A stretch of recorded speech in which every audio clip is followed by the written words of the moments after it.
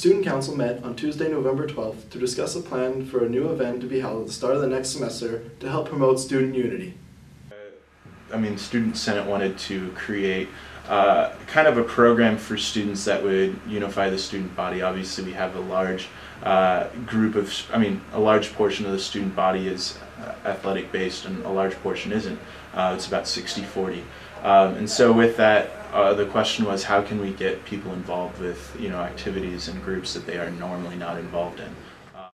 That's part of the student section, and this event that Jeff was bringing up was kind of the official welcome of the student section, come second semester, of how can we have a big blowout and say, hey, this is what we're doing and this is what we're trying to do and aim for this semester, of bringing unity to the student body. And so with that, that's the first event in that lineup.